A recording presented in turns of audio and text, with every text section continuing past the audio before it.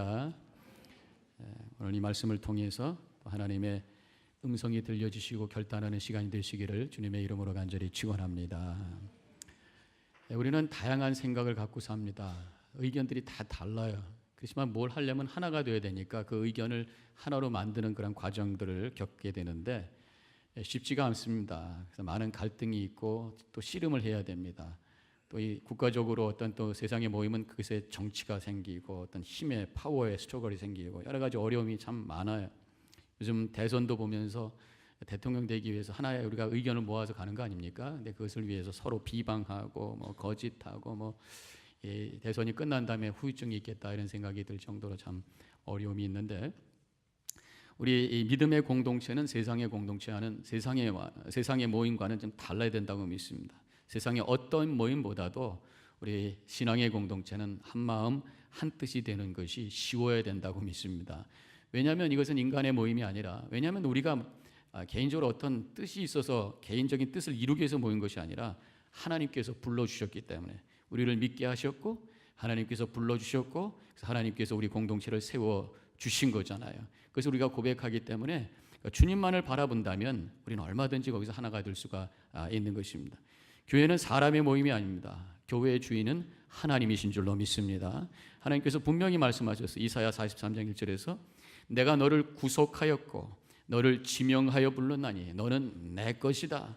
물론 이것은 이스라엘 백성들에게 하신 말씀이에요. 그러나 지금 예수 믿는 우리들 새로운 이스라엘에게도 계속해서 주시는 말씀인 것입니다. 하나님만이 주인이시고 그렇기 때문에 우리는 하나님만을 섬길 때에 여기서 우리는 하나가 될 수가 있다고 하는 것입니다. 예배라고 하는 게 뭐냐? 바로 우리의 통치자이신 분이 하나님이십니다라고 하는 고백이 있는 곳이 바로 예배예요. 예배라고 하는 것은 바로 역사와 세상의 주인이 하나님이시라고 하는 것을 고백하는 것이고 복음 증거는 바로 이것을 선포하는 일이죠. 그것이 바로 우리의 신앙의 또 삶의 한 부분인 것입니다. 그렇기 때문에 교회에서 가장 중요한 최고의 덕목이 뭐냐라고 한다면 겸손이 아니겠는가? 겸손이 있어야 거기서 하나님께 예배가 되고 겸손이 있어야 거기서 하나 되는 역사가 일어나는 거죠. 그래서 하나님께 겸손하고 서로에게 겸손하는 이것이 우리가 믿는 자로서 기본적으로 가져야 될 덕목이라는 것입니다. 오늘 본문에서 신앙의 공동체가 되어야 할 그러한 모습을 2절과 3절에서 이렇게 말씀하고 있습니다.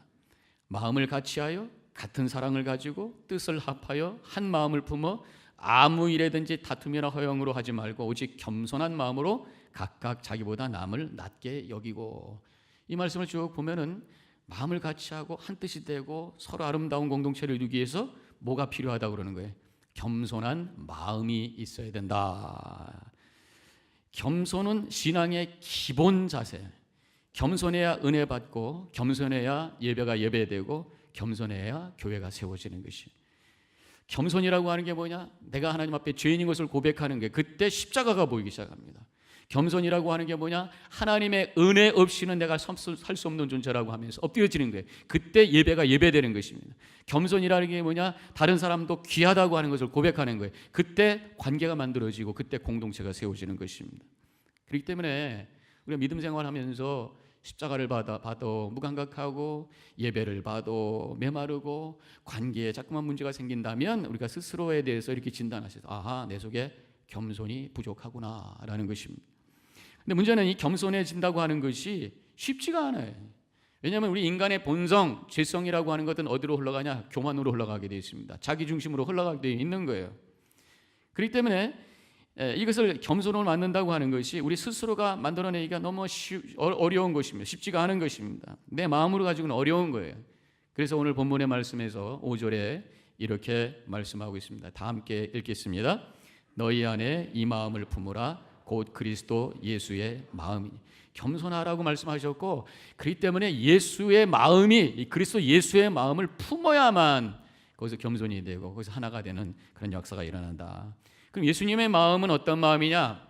예수님 자신이 하신 말씀이 있어요. 마태복음 11장 29절에서 나는 마음이 온유하고 겸손하니 나의 멍에를 배고 내게 배우라 그리하면 너의 마음이 쉼을 얻으리니. 나는 겸손하고 온유하다. 예수님께서 그렇게 말씀하시는 거예요. 자, 그러면 예수님의 마음 겸손함을 우리가 품어야 되겠는데 어떻게 하는 것이 예수님의 마음, 그 겸손의 마음을 품는 거냐? 예수님은 겸손하신 분이지, 그래 품어야지, 생각만 갖고 되더냐, 그런 얘기입니다. 쉽지 않아요.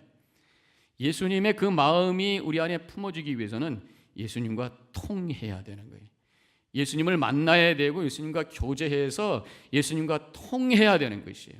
그런데 우리가 예수님과 통할 수 있도록 도와주시는 어떤 분이 계십니다. 그분이 바로 성령님이신 줄로 믿습니다.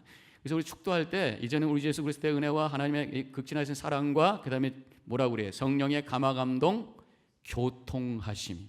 교통이라고 그래요. 영어로는 the communion of the Holy Spirit. communion이 뭡니까? 커뮤니언 뭐 성만찬이라는 것도 있습니다만은 교감이라는 교감, 통한다는 통감. 성령께서 통하게 해주시는 거예요. 성령께서 내 속에 역사하실 때 우리가 감동이 되고 그래서 예수님과 통하게 되고 성도들과 통하게 되면서 우리 가운데 겸손이 만들어지고 거기서 공동체가 세워지는 역사가 일어나게 된다는 것입니다.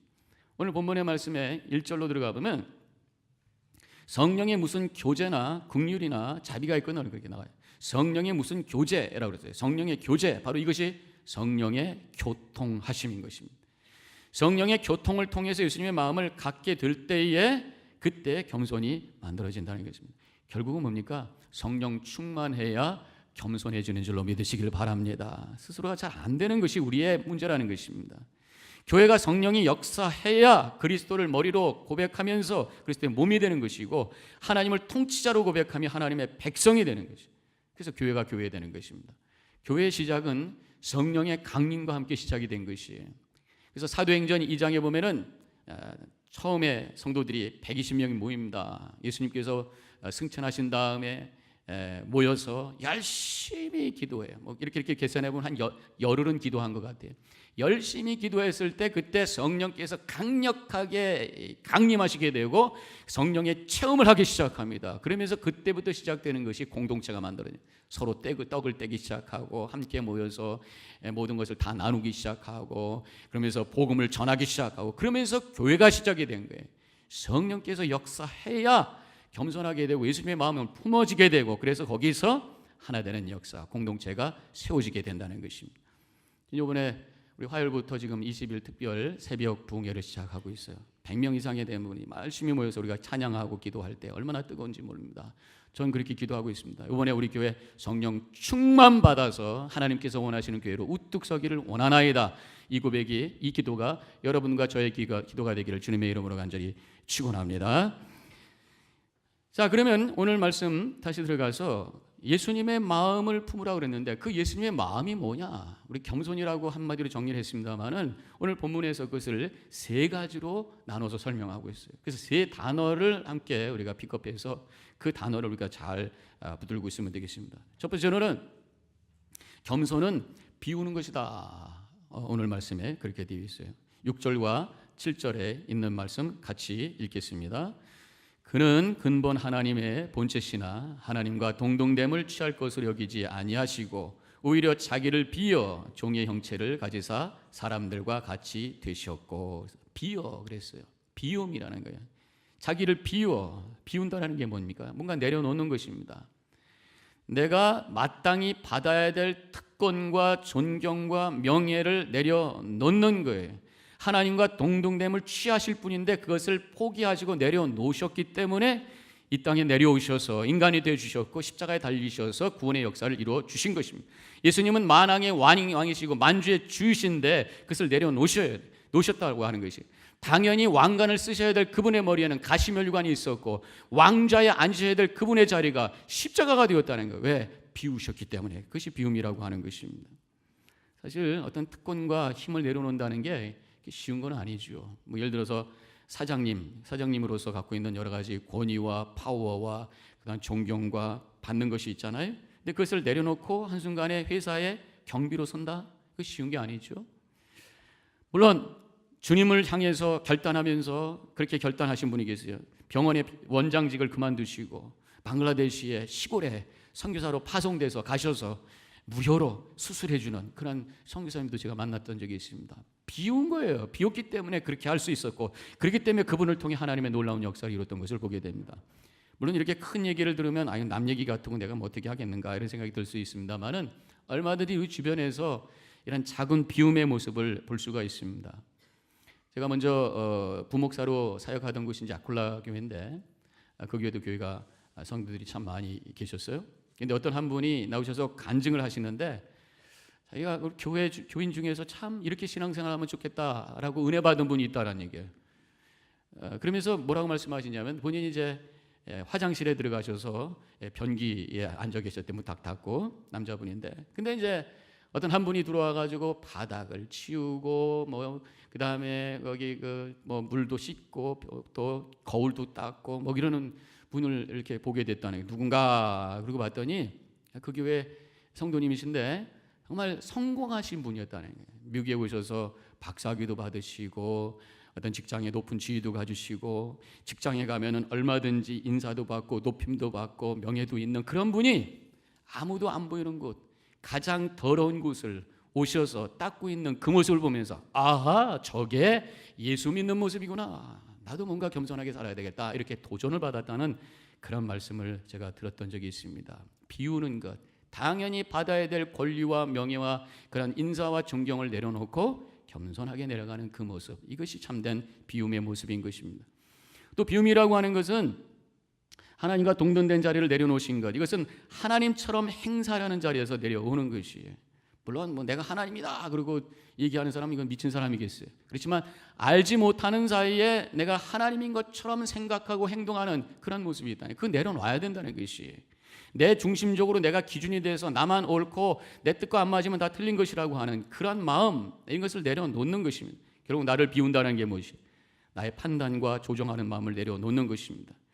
다른 사람 속에서 귀한 것이 있다고 하는, 아무리 그 사람이 덜 배웠고 부족한 모습처럼 보이더라도 예수 믿고 있는 그 사람 속에 성령님이 계시고 주님이 계셔서 귀한 존재인 것을 인정하면서 그분과 함께 대화하고 그분을 받아들일 수 있는 그런 넓은 마음, 이것이 바로 비운 모습이라고 하는 것이에요.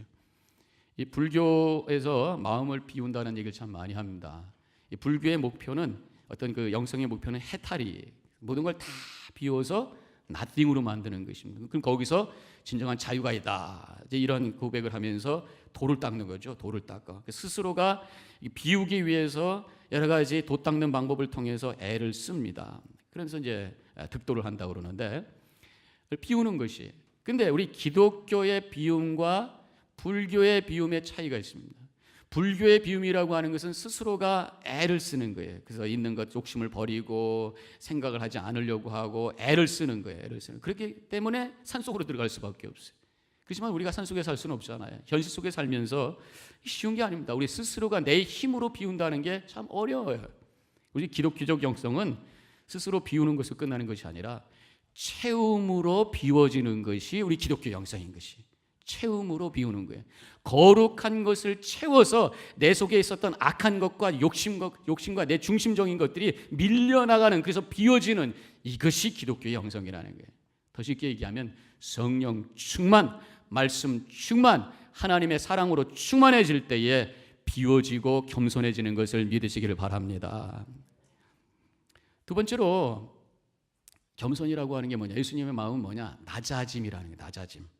8절에 사람의 모양으로 나타나셨으며 자기를 낮추시고, 뭐 비움과 낮아짐 비슷한 얘기입니다만 이거 구별해서 얘기를 한다면 자신을 비울 때 낮아지는 것입니다. 하나님과 동등됨을 취할 것을 내려놓으셨더니 낮아짐 그 자리는 어떤 자리? 십자가였어요. 예수님이 낮아진 그 자리는 인간으로 오신 것도 낮아졌는데 십자가라고 하는 건 더 낮아진 거예요.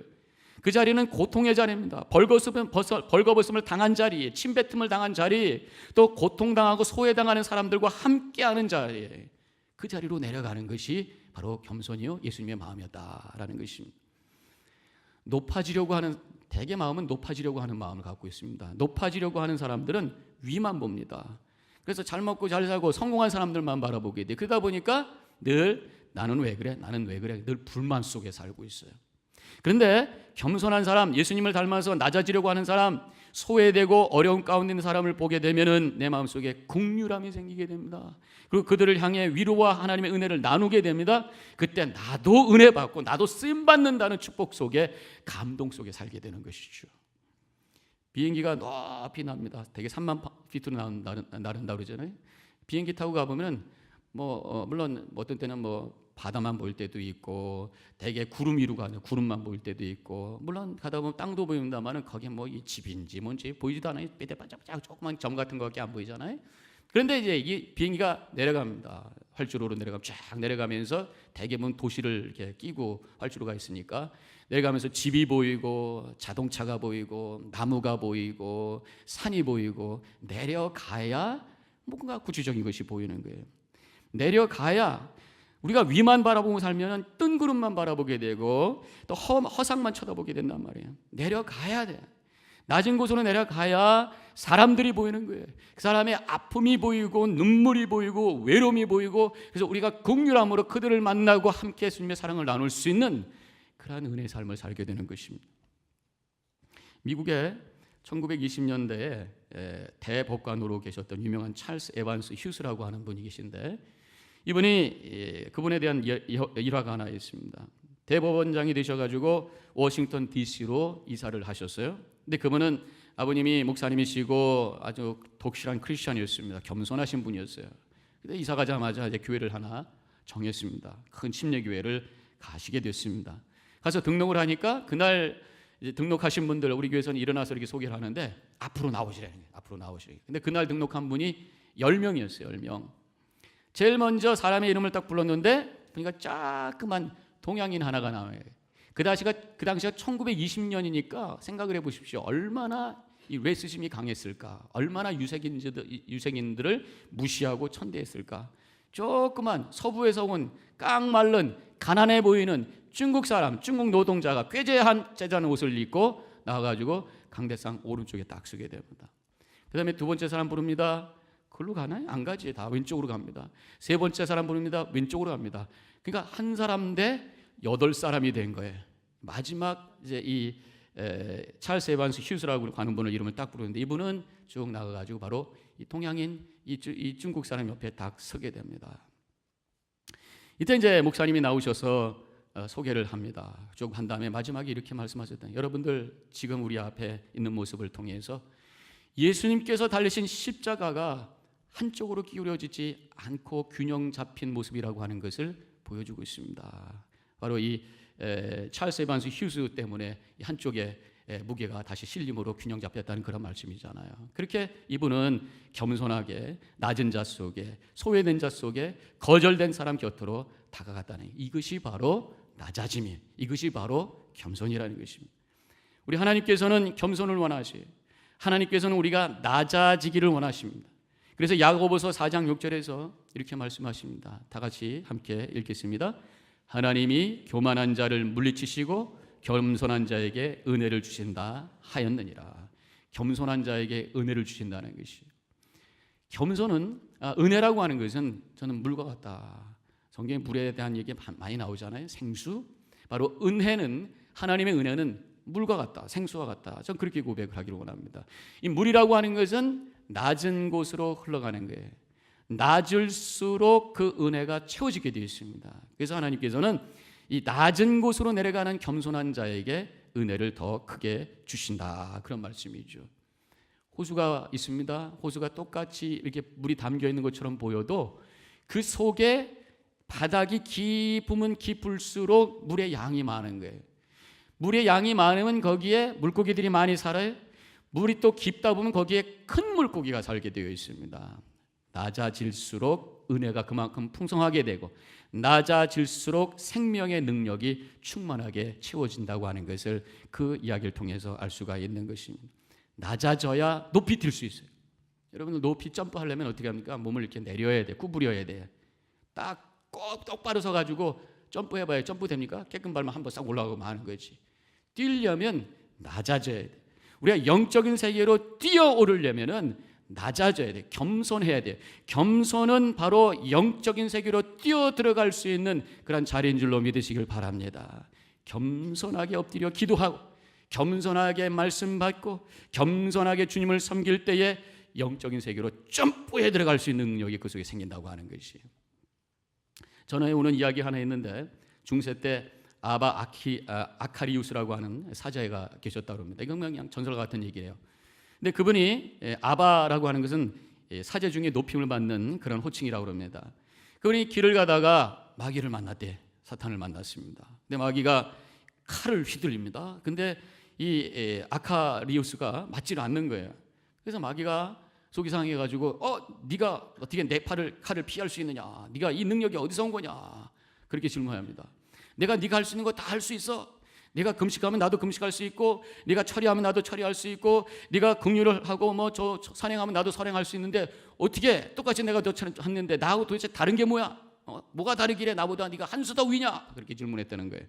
그때 아카리우스가 이렇게 대답했다고 그럽니다. 네가 할 수 없는 것 한 가지 내가 하는 것이 있다면 그것은 겸손이다. 그렇게 얘기했다고 합니다. 겸손할 때 사탄을 이기게 된다는 말씀이죠. 왜냐하면 사탄은 결코 낮아질 수가 없다고 하는 거예요. 겸손은 성령 충만한 하나님의 사람만이 가질 수 있는 그런 자세라고 하는 것입니다. 겸손을 통해서 은혜가 충만히 채워지고, 겸손을 통해서 하나님의 거룩한 영적인 은혜 세계로 뛰어들어가시고, 겸손을 통해서 사탄 마귀를 이길 수 있는 능력의 삶을 살아가시기를 주님의 이름으로 간절히 축원합니다. 세 번째로 오늘 말씀에서 예수님의 마음, 겸손은 어떤 모습이냐? 복종이라는 단어를 우리가 픽업할 수가 있습니다. 8절에 죽기까지 복종하셨으니 곧 십자가에 죽으심이라. 예수님께서 이 하나님의 뜻, 십자가에 달려 죽으시는 이 하나님의 뜻을 이루기 위해서 얼마나 몸부림치셨어요. 제가 옛날에 봤던 그 The Passion of the Christ, 그 영화 보신 분들 많으시죠? 예수님께서 겟세마네 동산에서 기도하는 모습이 나옵니다. 서서 기도하시죠. 원래 유대인들의 기도의 티피컬한 스타일은 서서 하는 거니까 서서 기도합니다. 근데 아도나이 하면서 몸부림치면서 기도합니다. 아도나이라고 하는 것은 바로 이 히브리어인데 주님이라는 그런 고백이죠. 아도나이 하면서 기도하다가 그 다음에 엎드려져서 몸부림치면서 기도합니다. 하면서 기도하다가 얼굴을 들었을 때 얼굴에 핏방울이 막 맺어져 있는 그런 장면이 나오죠. 땀방울이 핏방울이 될 정도로 주님의 뜻에 순종하고 복종하기 위해서 몸부림치셨던 예수님도 몸을 가지셨기 때문에 죽음을 받아들인다고 하는 건 쉬운 것이 아니었어요. 그럼에도 불구하고 결국 결단하시고 내 뜻대로 마옵시고 하나님의 뜻대로 하옵소서 온전히 순종했을 때에 하나님의 구원의 역사가 일어났던 것을 보게 됩니다. 예수님은 바로 자신을 이기시고 복종하셔서 하나님의 뜻을 이기신 분이신 줄로 믿습니다. 세상에는 두 종류 사람이 있다고 생각합니다. 한 가지는 다른 사람을 복종시키는 사람이 권력으로 재력으로, 그래서 다른 사람을 짓밟고 자기가 가장 힘 있는 사람이 되려고 그래. 근데 아무리 세상을 정복했다고 할지라도 자신을 정복하지 못하면 그 인생은 실패의 인생이라는. 히틀러가 세상을 정복했지만 자신을 정복하지 못해서 결국 자살해 죽은 사람이 되었어요. 두 번째 사람은 자신을 복종시키는 사람이에요. 다른 사람을 복종시키는 사람이 아니라 나를 복종시키는 사람. 자기와 싸워서 자기를 이긴 사람이 진정으로 승리의 삶을 살아가는 사람인 줄로 믿습니다. 많은 사람들은 자기를 못 이긴단 말이에요. 그러나 우리 믿는 사람들은 성령의 도우심으로 나를 이겨내고 나를 쳐서 복종해서 하나님의 뜻 가운데 살아나가는 그런 삶을 사는 것입니다. 나는 힘들어요. 그러나 성령께서 함께 하실 때 감당하게 되는 것입니다. 12절에 보면은 오늘 말씀 그 바로 뒤에 나오는 구절입니다만은 이런 말씀이 나옵니다. 항상 복종하여 두렵고 떨림으로 너의 구원을 이루라 그랬어요. 자, 우리가 믿음으로 구원받는 것입니다. 그런데 복종함으로 구원을 이룬다 그랬어요. 믿음으로 이미 영적인 구원을 받았어요. 믿음으로 내 영혼의 죄가 씻어졌어요. 믿음으로 내 영혼의 생명이 생겼어요. 근데 이제는 주님의 뜻에 나를 쳐서 복종시켜서 살아나감으로 말미암아 구원이 이루어지는 거예요. 총체적인 구원이 되는 것입니다. 나의 삶에 하나님의 은혜와 축복이 체험되는 삶을 사는 것입니다. 주님께서는 우리의 영혼만 구원하기를 원하시는 것이 아니라 우리의 삶도 하나님의 은혜와 축복 가운데 거하기를 원하시는 줄로 믿습니다. 그렇게 하기 위해서는 나를 쳐서 복종시켜서 하나님의 말씀대로 순종하는 삶을 살아갈 때에 이루어지는 것이에요. 한국의 볼펜의 대명사, 볼펜 그러면 생각나는 게 뭐예요? 옛날에 뭐 지금 아주 젊으신 분들은 잘 모를지 모르시지만 이 모나미 153 기억나죠? 이렇게 딱딱딱딱 하는 거. 그 모나미 그거 가지고 별 장난 다 놀았던 것 같습니다. 뭐 옛날에 그거 가지고 뭐 여러 가지 그 장난감도 만들고 그랬던 것 같은데 기억에. 이게 1963년도에 만들어진 거예요. 지금도 아마 판매를 하고 물론 좀 더 좋아졌겠습니다만은. 근데 이것이 어떻게 해서 이름이 모나미 153이 됐느냐?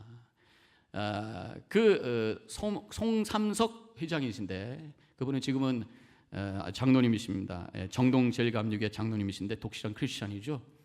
그분이 이제 여러 번 실패한 다음에 이제 하나 만들어냈어요. 이제 이것을 이름을 붙여야 되겠는데 어떻게 할까 그래가지고 직원들에게 공모를 했대. 야, 볼펜에 이름을 한번 아이디어를 내봐라. 뭐 여러 가지 이름이 나왔대요. 근데 다 마음에 안 드는데 한 사람이 모나미 153으로 합시다. 그래서 왜 153이라고 하는 이름을 졌냐? 그 관심이 가가지고 궁금해가지고 좀 뭔가 신선하다 생각해가지고 왜 153이라고 했느냐? 그런데 그 직원이 이 화투를 잘 치는 사람인가 봐요. 그래가지고 153 더하면은 9 가보가 아닙니까? 저는 뭐 화투가 잘 모르는데 아무튼 구자가 좋은 자래. 구자가 나오는 거 이거 좋은 거 아닙니까? 그럼 왜 해피누면 153이냐? 뭐 225도 있고 234도 있고 135도인데 그랬더니 그분이 발음이 좋습니다. 어감이 좋습니다. 그렇게 얘기하더라는 거예요. 근데 이제 이분이 그 말을 듣고 가만히 생각해 보니까 자기도 어디서 많이 들었던 숫자인 거예요. 153이 어딥니까? 생각을 해보니까 요한복음 21장에서 베드로가 물고기를 많이 잡았죠. 하루 종일 밤새고 잡았는데 한 마리도 못 잡았어요. 그때 예수님께서 부활하셔가지고 베드로를 바라보면서 배의 오른쪽에다 그물을 던져라 했을 때 던졌더니만 153마리가 잡혔다. 이 구절이 나오는 거예요. 그러면서 하나님께서 이 이름을 쓰라고 주셨구나. 생각해 보면 뭡니까? 내 생각대로 하지 말고 예수님의 말씀대로 순종하면 복 받는다라는 메시지가 그 속에 있는 거예요. 그래서 이분도 믿음이 있는 분이니까 하나님, 이제 내가 하나님 말씀대로 순종하겠습니다. 이런 결단으로 이름을 볼펜에다 붙이겠습니다. 그래가지고 153을 붙여가지고 뭐 하나님께서 복 주신 거겠죠. 큰 대박이 나가지고 한국의 볼펜의 대명사가 되었다. 그런 일화가 있습니다. 순종은 겸손이고 겸손할 때 하나님께서 복으로 채워주시는 줄로 믿습니다. 이것은 제 말이 아니에요. 구약의 성경을 찾아보세요. 얼마든지 거기 나옵니다. 하나님의 말씀대로 순종하여 살면 하나님께서 복을 주신다는 말씀이 가득 차 있습니다. 근데 질문이 생기죠. 왜 153마리가 잡혔을까? 200마리도 있을 수 있고 그 자리에서 앉아가지고 예수님하고 베드로가 앉아가지고 그 피쉬를 쟀다 그런 말씀도 나오지 않잖아요. 그냥 153마리가 잡혔다. 그것을 해석하는 사람이 그렇습니다. 베드로의 이름이 바요나 시몬이죠. 다른 이름이 바요나 시몬을 당시에 그 히브리어는 다 숫자 개념이 있었다릅니다. 그 철자 하나하나에 레러에 그걸 계산을 해보니까 153이다. 그래서 베드로가 잡았다 해가지고 153마리다. 그렇게도 뭐 있을 수 있는 얘기. 그렇지만 어떤 분은 또 그게 아니다. 이거를 1 더하기 2 더하기 3 더하기 해가지고 17까지 더했더니 153이 나오더라. 근데 왜 17까지 더해야 되는지는 그건 설명하지 않아요. 그래서 그것도 아닌 것 같고. 그래서 초대교회의 오리겐이라고 하는 학자가 설명합니다. 그 당시에 그 사람들이 알고 있었던 물고기 종류의 숫자가 153이었다는 거예요. 그래서 153마리가 잡혔다는 것은 모든 게 다 잡혔다는 거예요. 충만하다는 의미예요. fullness, 가득 찼다는 의미예요. 내 생각과 내 논리와 내 느낌으로 하지 말고 주님께서 주시는 말씀, 그 말씀 그대로 받아 순종할 때에 하나님께서 충만하게 채워주시는 줄로 믿습니다. 그 메시지가 거기 있는 거예요. 이 송 사장도 그 말씀 그대로 받아서 주님의 말씀대로 순종하기로 결단했을 때 큰 복을 받게 되었다고 하는 하나의 일화가 있습니다. 오늘 예수님의 마음을 품기를 주님께서 원하십니다. 바로 비우는 것, 낮아지는 것, 복종하는 것, 하나님의 말씀에 순종하는 것, 이 세 단어가 바로 겸손이라고 하는 것을 우리가 깨닫고 그 예수님의 마음을 품고 살아감으로 우리의 삶 속에서 아름다운 신앙의 삶을, 신앙의 공동체를 이루고 하나님의 은혜 충만히 받으시고 하나님의 축복 가운데 승리의 삶을 살아나가는 모든 성도님과 제가 되기를 주님의 이름으로 간절히 축원합니다. 기도하십시다.